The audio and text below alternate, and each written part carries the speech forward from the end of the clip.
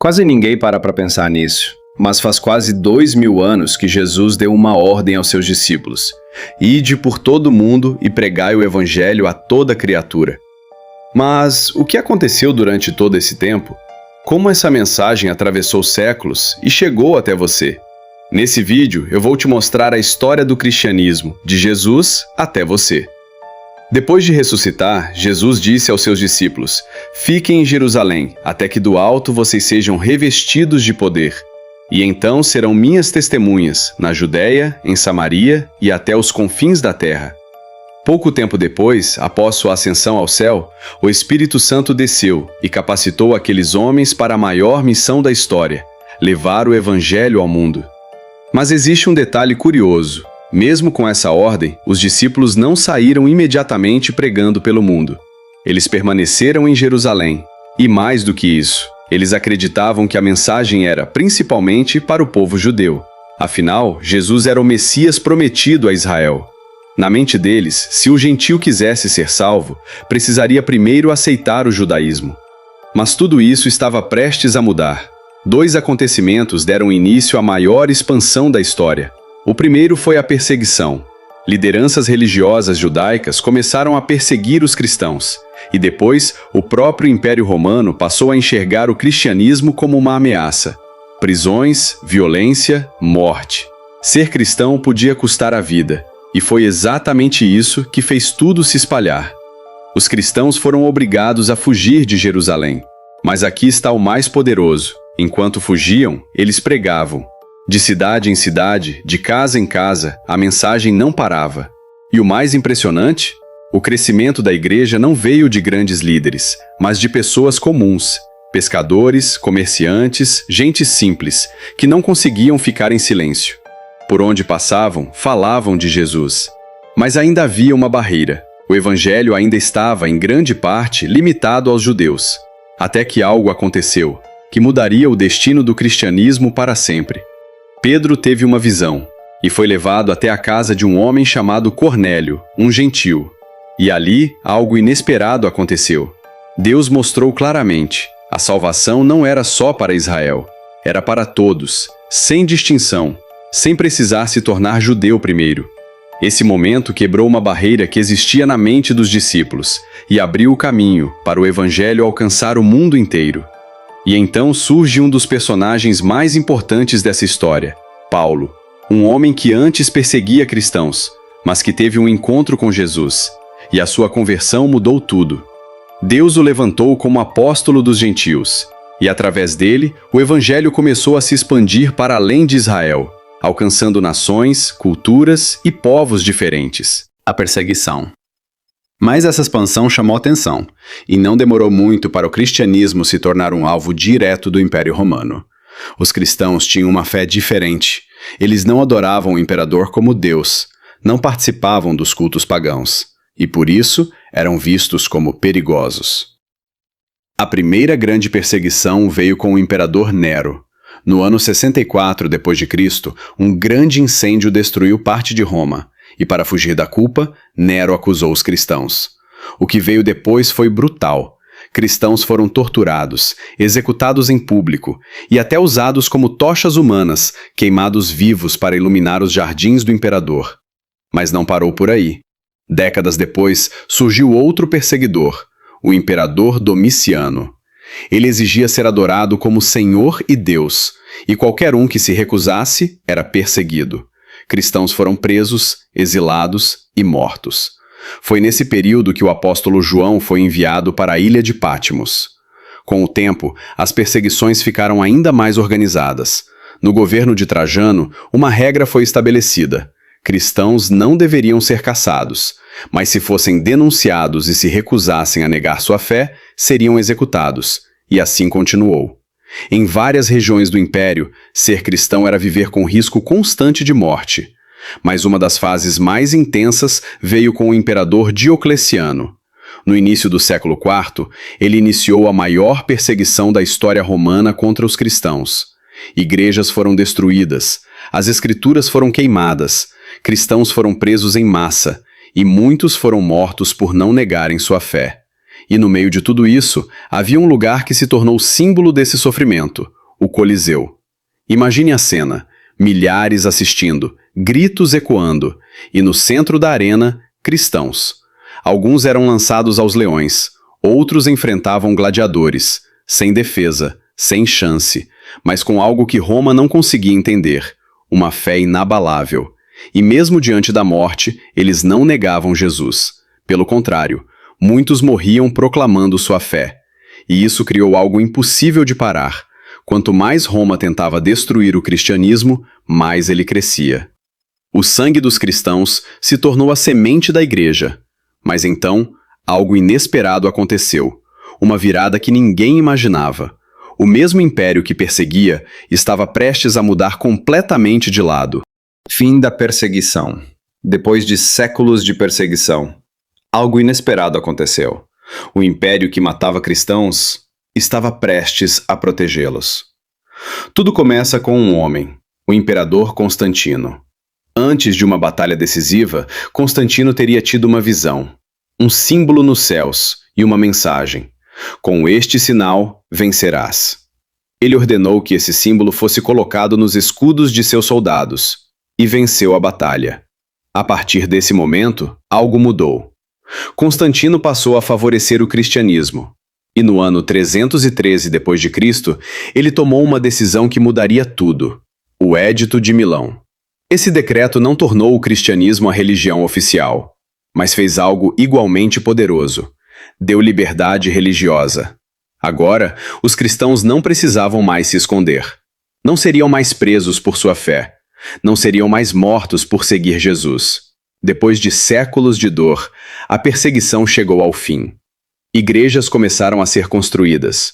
A fé, que antes era vivida em segredo, agora era pública. Mas essa mudança também trouxe novos desafios. O cristianismo saiu das casas e entrou nos palácios. E com isso, surgiram debates, conflitos e perguntas. No que exatamente a igreja deveria acreditar? E foi aí que surgiram os concílios, reuniões que definiriam os fundamentos da fé cristã.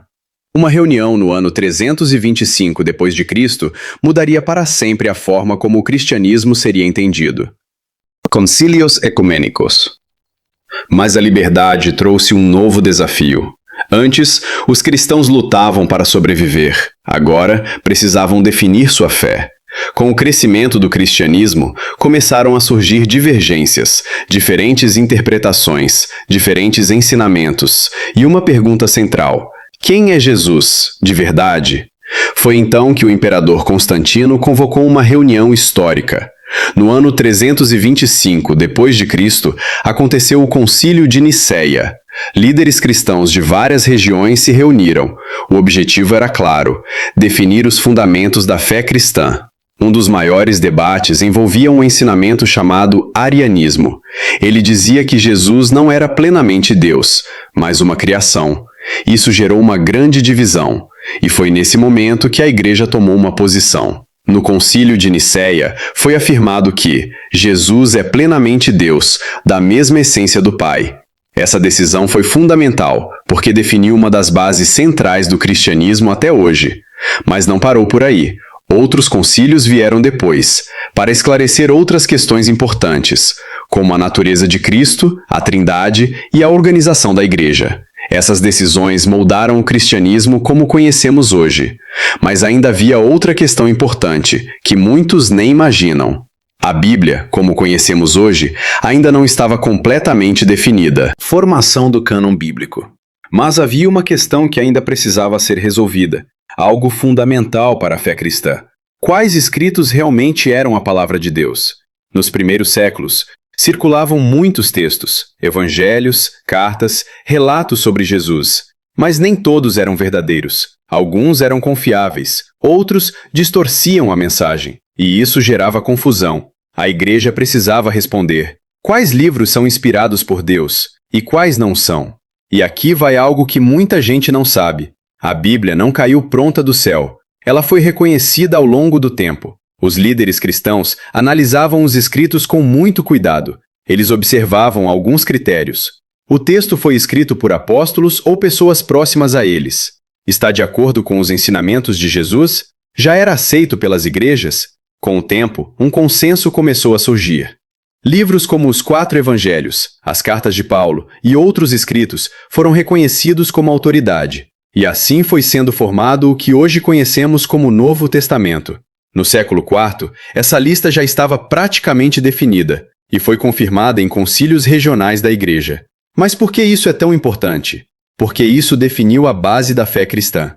A Bíblia que você lê hoje passou por um processo antes de chegar até você. E mesmo em meio a debates, a mensagem central permaneceu intacta. Mas a história não para por aqui. Cruzadas. Com o fim das perseguições e o crescimento da Igreja, o cristianismo entrou em uma nova fase.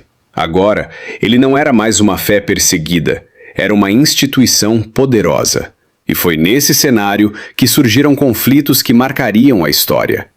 Entre os séculos XI e XIII, aconteceram as chamadas Cruzadas, expedições militares organizadas por líderes cristãos da Europa. O objetivo declarado era recuperar Jerusalém e outros territórios considerados sagrados que estavam sob domínio muçulmano. Mas a realidade era mais complexa. Essas guerras não envolviam apenas fé, mas também política, poder e interesses territoriais.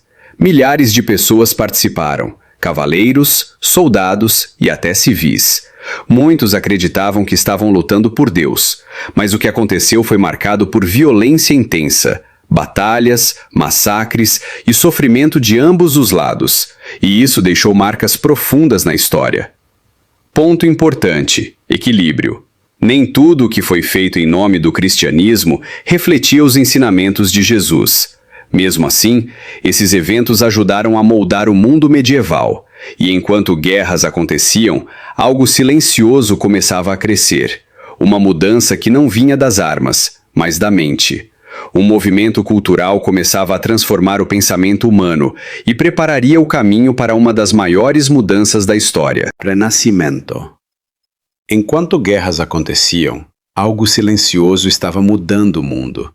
Um movimento começou a crescer na Europa, voltado para o conhecimento, a arte e o pensamento crítico. Esse período ficou conhecido como o Renascimento.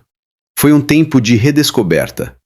As pessoas começaram a estudar mais, questionar mais e pensar por si mesmas. A educação se expandiu, o acesso ao conhecimento aumentou e ideias começaram a circular com mais força. E isso teve um impacto direto na fé. As pessoas começaram a perceber inconsistências, a fazer perguntas, a buscar respostas nas escrituras. Sem perceber, o mundo estava sendo preparado para uma mudança que abalaria toda a estrutura religiosa da época. Um monge, ao ler a Bíblia, encontrou algo que mudaria tudo. Reforma Protestante. Com o passar dos séculos, a Igreja, que nasceu simples, agora era uma instituição poderosa, rica, influente e distante das Escrituras. A fé já não era mais o centro. Práticas humanas tomaram o lugar da verdade. Indulgências eram vendidas, como se o perdão de Deus pudesse ser comprado. E aqueles que ousavam questionar eram silenciados, perseguidos, julgados, condenados. A chamada Inquisição se levantava contra qualquer voz que confrontasse o sistema. Mas a verdade não podia ser apagada para sempre. Então, em 1517, tudo muda. Um homem se levanta, Martinho Lutero.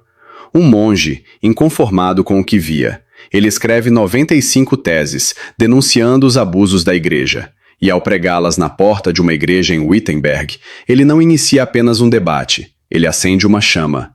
Mas dessa vez, algo era diferente. A reforma não seria silenciada, e havia motivos para isso. A imprensa, recém-desenvolvida por Johannes Gutenberg, agora espalhava ideias como nunca antes. O que antes levava anos, agora levava dias.